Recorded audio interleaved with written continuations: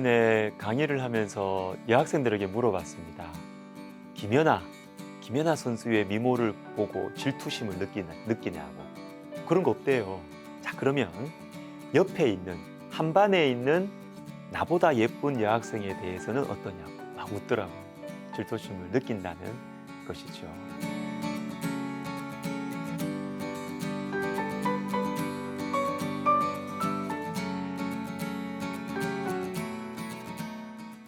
오늘 본문에는 남유다에 대한 심판의 말씀이 나옵니다.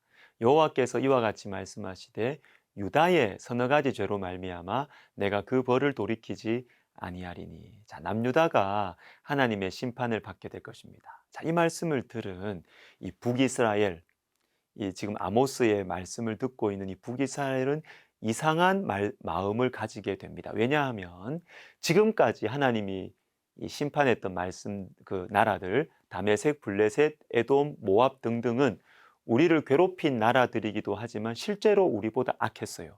우상 숭배를 우리보다 더 노골적으로 했기 때문에 하나님 심판을 받는 것이 속이 후련할 뿐만 아니라 당연하다는 생각이 들었습니다. 그런데 남유다는 같은 하나님 백성들이고, 아니, 우리보다 신앙이 더 좋은 것입니다. 북이스라엘에게 남유다는 경쟁 상대였습니다. 남유다에 대한 열등감을 좀 가지고 있었어요. 대표적인 예가 남유다와 북이스라엘로 나누어진 후에 북이스라엘의 첫 번째 왕이었던 여로보암이 취한 행동에 잘 나타납니다. 열왕기상 12장 뒷부분인데 이 여로보암 1세 이 왕의 속마음을 보여줍니다. 그의 마음에 스스로 이르기를 나라가 이제 다윗의 집으로 돌아가리로다. 만일 이 백성이 예루살렘에 있는, 남유다에 있는 예루살렘에 있는 여호와의 성전에 제사를 드리고자 하여 올라가면 이 백성의 마음이 유다 왕 된 그들의 주 르호보암에게로 돌아가서 나를 죽이고 유다의 왕 르호보암에게로 돌아가리로다 하고. 이 뭡니까? 자기 백성들이 유다 왕에게 마음을 줄까 봐 걱정합니다. 열등감이죠. 자, 이 마음 때문에 여로보암이 금송아지 숭배를 시작합니다. 남유다의 예루살렘으로, 성전이 있는 예루살렘으로 자기 백성들이 올라가지 못하도록 그 마음을 잡기 위해서 북이스라엘의 금송아지를 만들고 이것을 여호와 하나님이라고 생각하고 섬기자라는 것입니다. 여러분, 그런데 이 금송아지 숭배는 이거 엄청난 죄입니다. 북이스라엘이 시작부터 끝까지 하나님께 고통을 주었던 그 죄가 바로 금송아지 숭배인 것이에요. 열왕기하 10장 29절에 보시면 이스라엘에게 범죄하게 한 느밧의 아들 여로보암의 죄, 곧 베델과 단에 있는 금송아지를 섬기는 죄에서는 떠나지 아니하였더라. 15장 28절 여호와께서 보시기에 악을 행하여 이스라엘로 범죄하게 한 느밧의 아들 여로보암의 죄에서 떠나지 아니하였더라. 자, 여로보암의 죄, 이게 뭐냐면 바로 금송아지 숭배, 심각한 죄였습니다. 그런데 여러분, 이 심각한 죄가 심각한 이유 때문에 시작된 게 아니에요. 열등감, 내 안에 있는 상처. 자, 이 작은 것을 말씀의 다스리심 안에 두지 않고 인간적인 방법으로 해결하려고 할 때 심각한 죄가 시작되었던 것입니다. 남유다에 대한 열등감, 자기 백성들의 마음에 대한 이 자신 없는 지도자의 어린아이 같은 마음. 여러분, 이 작은 마음 때문에 시작된 죄가 한 나라의 역사 전체를 엉망으로 만들었던 것입니다. 여러분, 작은 것에서 시작됩니다. 작은 것에서 심각한 죄가 시작되는 것입니다. 특별히 가까이에 있는 사람들과의 관계가 중요해요. 멀리 있는 사람에게는요, 우리는 별로 느낌이 없습니다. 멀리 있는 사람들이 뭐 잘 살던 못 살던 느낌이 별로 없어요. 그런데 가까이에 있는 친구가 성공하면 이상한 마음이 듭니다. 사촌이 땅을 사면 정말로 배가 아파요. 마태복음 5장 23절과 24절을 읽어드리겠습니다. 그러므로 예물을 제단에 드리려다가 거기서 내 형제에게 원망 들을 만한 일이 있는 것이 생각나거든 예물을 제단 앞에 두고 먼저 가서 형제와 화목하고 그 후에 와서 예물을 드리라. 내 형제라고 말씀하십니다. 가까이에 있는 사람들이죠.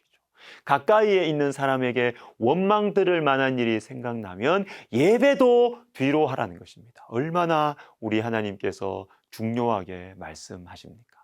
자, 러시아의 대문호인 도스토옙스키의 까라마조프의 형제들이라는 소설에 이런 말이 나옵니다. 내가 인류 전체를 사랑할수록 인간 하나하나에 대한 사랑은 오히려 점점 줄어든다. 만일 어떤 기회에 갑자기 그럴 필요가 생긴다면 실제로 인류를 위해 십자가에 못 박힐 수 있을 것 같은 마음이지만 그 어떤 사람과도 단 이틀도 그 어떤 사람과도 한 방에서 같이 지낼 수 없다.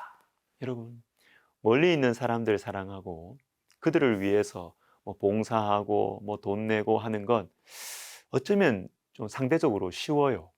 가까운 사람들에게 비하면. 가까이에 있는 사람들을 사랑하고 용서하는 것은 정말 어려운 일입니다.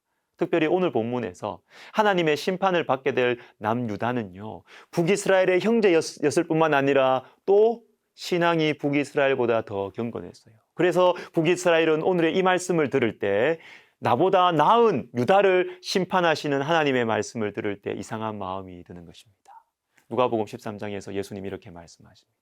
당시에 일어난 유명한 한 사건을 예로 들어서 하시는 말씀, 또 실로암에서 망대가 무너져 치여 죽은 18사람이 예루살렘에 거한 다른 모든 사람보다 죄가 더 있는 줄 아느냐? 너희에게 이르노니 아니라 너희도 만일 회개하지 아니하면 다 이와 같이 망하리라. 그 사건을 보면서 이런 생각하지 말라는 거예요. 저 사람들은 무슨 죄를 지어서 저렇게 비참하게 갑자기 죽느냐? 이렇게 생각하지 말라는 거죠. 너희도 다르지 않다. 너희도 회개하지 않으면 저 사람들과 똑같다.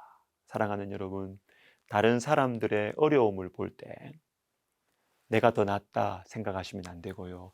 내 옷깃을 여미어야 합니다.